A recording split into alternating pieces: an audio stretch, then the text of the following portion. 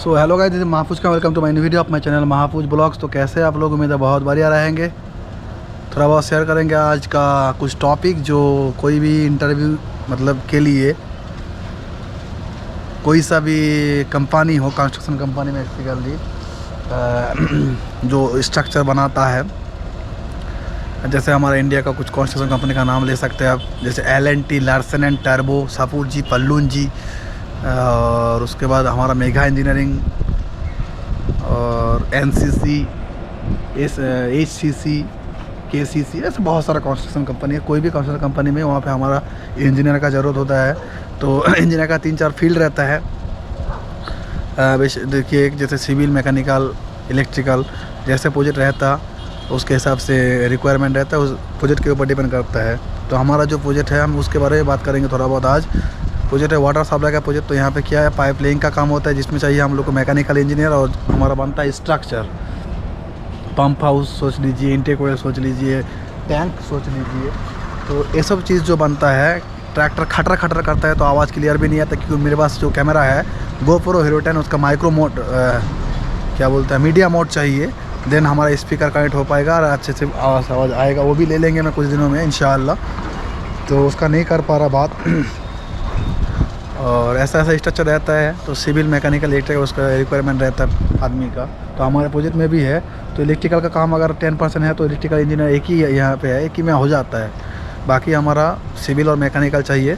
तो सिविल में planning department रहता है और एग्जीक्यूशन डिपार्टमेंट रहता है। वैसे प्लानिंग मैकेनिकल का भी सेम सोच लीजिए। जो लोग प्लानिंग में देखते हैं, ऑफिशियल वर्क देखेगा, बिल बनाएगा, प्लान करेगा, कैसे प्रोग्रेस किया जाए प्रोजेक्ट को और आगे कैसे इसको ठीक से ला जाए, उसका रिक्वायरमेंट, सब कुछ मैनेजमेंट, ये सब काम रहता है प्लानिंग बिलिंग डिपार्टमेंट का।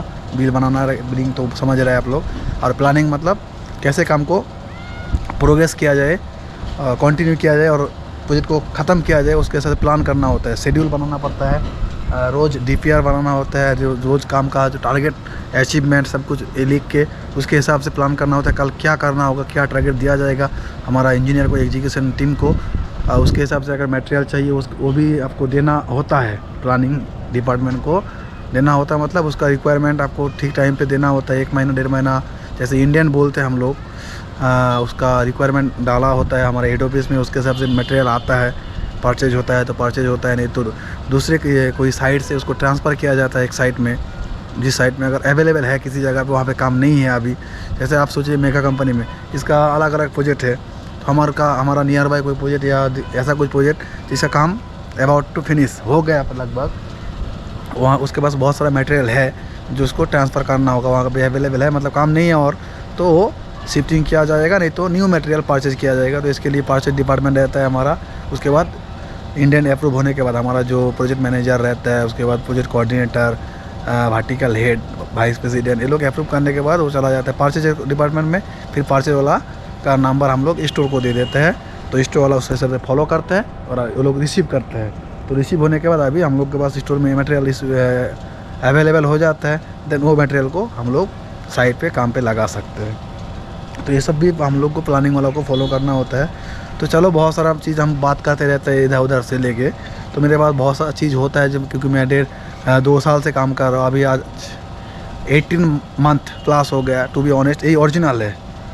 तो 2 साल बोलते हैं कि कोई पूछता रहता है, लेकिन एक्चुअल अगर देखा जाएगा तो मेरा 18 मंथ हो गया, कंटिन्यू चल रहा है, 18 मंथ प्लस हो गया। दिसंबर को आया था 2022 में और अभी चल रहा है आपका जून, तो 1.5 साल प्लस, 16 मंथ प्लस 19 मंथ चल रहा है मेरा। तो कुछ तो नॉलेज हो गया। मैं बिल बनाता हूँ तो बिल का ज़्यादा नॉलेज है, प्लानिंग का भी नॉलेज है, रिक्वायरमेंट जो बोलता है मैंने। जो मैक्सिमम चीज़ हम सिविल का देखते हैं, तो सिविल का हमको मैक्सिमम टारगेट हमारा क्या रहता है, मेरा प्रेशर रहता है स्टील और सीमेंट के ऊपर। हमारा जो ड्राइंग अप्रूव होता है उसके हिसाब से स्टील सीमेंट कैलकुलेट करना होता है, कितना चाहिए कितना नहीं चाहिए, और सब कुछ मिला के टोटल हमारा प्रोजेक्ट में जितना स्ट्रक्चर है वो मिला के टोटल कितना मेट्रिक टन हमको स्टील चाहिए, वो पहले हमको कैलकुलेशन करना होता है। तो मेरे पास उतना नॉलेज नहीं है, जिसके लिए हम नहीं कर पाया अभी तक फिनिश कि कितना क्वांटिटी निकल पाएगा। तो हम हेल्प लेते हैं हमारा दूसरा इंजीनियर, सिविल इंजीनियर जो साइट में देखता है, कोशिश करते रहते हैं वैसे करके, जो भी है उसके हिसाब से रिक्वायरमेंट डाला गया है। सीमेंट का भी सेम कितना RCC चाहिए। तो जो बेसिकली हमारा नॉर्मल होता है क्योंकि साइट का तो हमारा नॉलेज है नहीं एक्चुअली एज पर साइट कितना कितना रिक्वायरमेंट लिया जाता है। तो जो भी है हम ड्राइंग देख के तो नॉलेज है मेरा, वो प्रैक्टिस करते करते यहाँ पे पूछ के निकाल देते हैं, फिर सीने वो लोग का मतलब दिखा देते हैं कि इतना इतना है।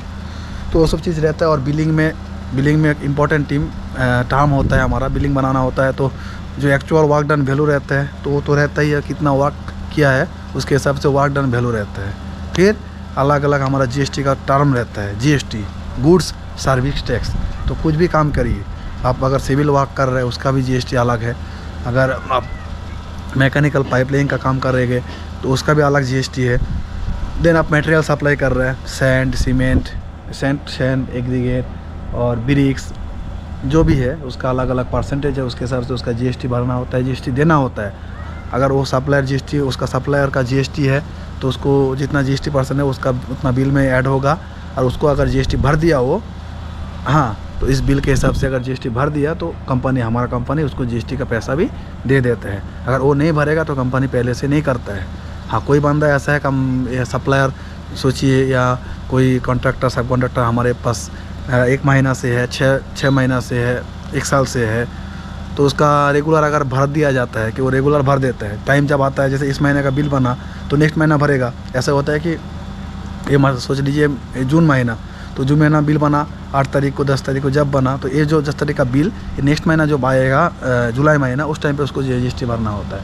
तो हम लोग 10 तारीख को बिल अपलोड कर दिया, वो चला गया हेड ऑफिस, तो कोई बंदा अगर रेगुलर ऐसे भरता रहता है तो उसका जीएसटी रिलीज कर देता है, जीएसटी अमाउंट के साथ जो वर्क डन वैल्यू वो रिलीज कर देता है। तो जो बिल रहता है बिल में जीएसटी एक्स्ट्रा ऐड होता है, जैसे जिसका जीएसटी है, एंड बहुत सारा बंदा है जिसका जीएसटी नहीं है, लोकल सप्लायर है, लोकल कॉन्ट्रैक्टर है, लोकल जो भी है तो उसका जीएसटी नहीं रहता है, तो उसको जीएसटी नहीं दिया जाता है। तो इसके लिए क्या होता है कि उसका जो बिल बनता है अप टू 20 लाख, वो 20 लाख तक ही काम कर सकते हैं 1 फाइनेंशियल ईयर में। जैसे मार्च टू मार्च हमारा फाइनेंशियल ईयर होता है, तो उस टाइम के अंदर वो 20 लाख तक काम कर सकते हैं जिसका जीएसटी नहीं है। और जिसका जीएसटी है वो तो अनलिमिटेड कर सकते हैं, 100 लाख करोड़, 16 मतलब 1 करोड़ 2 करोड़ 3 करोड़ जितना भी उसका काम होगा उसके हिसाब से वो कर सकता है। तो जीएसटी का बात बता दिया, अलग अलग काम के लिए अलग अलग जीएसटी है। जैसे सिविल वर्क के लिए आपका 18% जीएसटी है, मैकेनिकल वर्क मतलब पाइपलाइन का कॉन्ट्रैक्टर का पाइपलाइन करेगा तो उसके लिए भी 18% जीएसटी है। और कोई हायर व्हीकल जैसे होता है एक्सकेवेटर, जेसीबी, बोलेरो, ये सब मशीनरी अगर देता है कंपनी को हायर में तो उसका भी 18% जीएसटी होता है। इसका भी 2 टर्म रहता है, एक सेंट्रल सीजीएसटी और एसजीएसटी, मतलब जिस स्टेट में हम काम कर रहे हैं उसी के वो है। जैसे हम महाराष्ट्र में काम चल रहा है तो उसका क्या होता है, 2 पार्ट डिवाइड हो जाता है जीएसटी का, एक सीजीएसटी एक एसजीएसटी, सेंट्रल जीएसटी और एसजीएसटी मतलब होता है स्टेट, वो जिस स्टेट में है उसके लिए 9% डिवाइड हो जाता है। अगर कोई बंदा जैसे हम महाराष्ट्र में हमारा कंपनी का काम चल रहा है, वो बंदा महाराष्ट्र का है तो 2 बार डिवाइड हो गया। अगर जो जिसका सप्लायर है कॉन्ट्रैक्टर है वो बाहर का है, महाराष्ट्र का बाहर का है, तो उसका होता है आईजीएसटी, इंटरनेशनल जीएसटी, तो उसके लिए टोटल परसेंटेज हो जाता है। ऐसे करके जीएसटी का टर्म रहता है। उसके बाद और एक हमारा डेबिट होता है, वो है सिक्योरिटी डिपॉजिट, एसडी बोलते हैं। तो हमारा बिल के हिसाब से वर्क ऑर्डर बनता है तो 5% हमारा वहाँ पे रहता है सिक्योरिटी डिपॉजिट, एसडी रहता है। और आईटी काटता है वो भी मतलब 1%, 0.1%, 2% ऐसे करके टैक्स करता है, वो डेबिट होता है। हर बिल में जितना बिल बनेगा आपका, जितना वर्क डन वैल्यू है जीएसटी छोड़ के जितना रहेगा उसके ऊपर हमारा आईटी रहता है, एक टैक्स रहता है। मटेरियल सप्लाई के लिए 0.1% उसका डेबिट होता है। और जो contractor, civil contractor, mechanical pipeline contractor हो और हायर व्हीकल जो देते हैं वो कॉन्ट्रैक्टर हो, वो लोग का 2% डेबिट होता है। तो ये आईटी एक डेबिट होता है। और सिक्योरिटी डिपॉजिट जो होल्ड होता है वो बाद में बिल का एंडिंग में, अब अगर 1 साल काम किया इधर तो 1 साल के बाद जितना टोटल आपका होल्ड है सिक्योरिटी डिपॉजिट वो रिलीज हो जाता है। तो ऐसा ऐसा मैटर रहता है। हायर व्हीकल के लिए सिक्योरिटी डिपॉजिट नहीं रहता है, जो सिविल का काम बनाता है स्ट्रक्चर वो रखा जाता है, क्योंकि अगर वो काम छोड़ के चला गया, कुछ नुकसान करके चला गया, जिसके लिए वो 5% होल्ड किया जाता है। सिविल जो का बनाता है कॉन्ट्रैक्टर, सब कॉन्ट्रैक्टर वो लोग का, और जो पाइपलाइन काम करता है कॉन्ट्रैक्टर लोग, वो लोग का ऐसे करके 5% होल्ड किया जाता है। ये लास्ट में रिलीज़ किया जाता है। तो ऐसा ऐसा मैटर रहता है, आप लोग को ये बहुत जानना ज़रूरी है। तो ऐसे बात करते रहेंगे। चलो थोड़ा बहुत शेयर हो जाता है, रेगुलर तो नहीं कर पा रहे हैं, मैं कोशिश करेंगे क्योंकि प्रेशर रहता है, काम रहता है भाई, कभी कभी मिस्टेक हो जाता है, दिमाग ख़राब हो जाता है, ऐसे बहुत सारा प्रॉब्लम रहता है। फिर भी थोड़ा बहुत शेयर कर देते हैं आप लोगों के साथ। अगर अच्छा लगे मेरा वीडियोस तो लाइक कमेंट शेयर करिएगा। एंड न्यू है मेरे चैनल पे तो सब्सक्राइब कर दीजिए, जुड़ जाइए मेरे चैनल पे, ताकि ऐसा नया नया वीडियो आप लोगों के साथ शेयर करेंगे। तो चलो आज का वीडियो यहीं पे ख़त्म करते हैं। Good bye.